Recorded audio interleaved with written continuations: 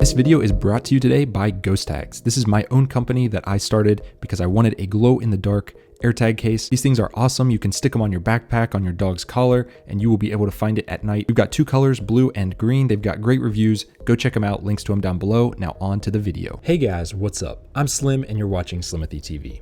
In this video, it's going to be super short and sweet and to the point. I'm going to show you guys how you should properly charge your iPhone, especially for the iPhone 14 Pro. I get asked this all the time, how I keep my battery percentage health at 100.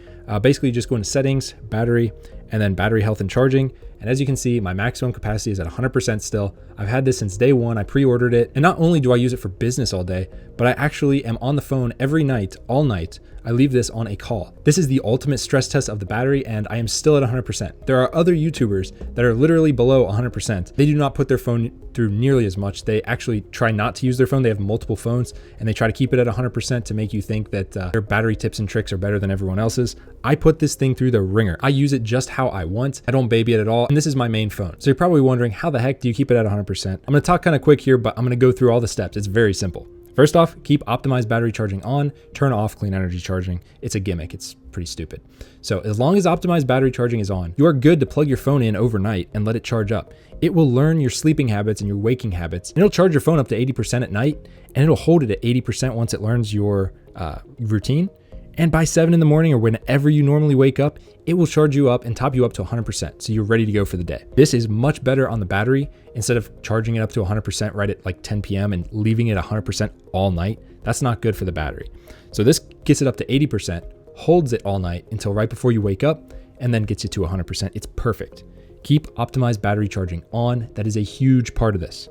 The next part is, for me personally, if you want to know how I use this phone, I am at a desk most of the day doing business things for this channel and other businesses I run. So I have the luxury of charging my phone when I want. And given all the research I've done on this topic, I try to keep my phone between like 40 and 60% all day. Now, if it drops to like 50%, I might top it up to 80%, if I know that I'm going to be away from a computer for a while. But I charge throughout the day. Whenever is convenient for me, I plug it in. Now, that's not to say I keep it at 100% all day, because I don't. I try to unplug it if it hits 80%.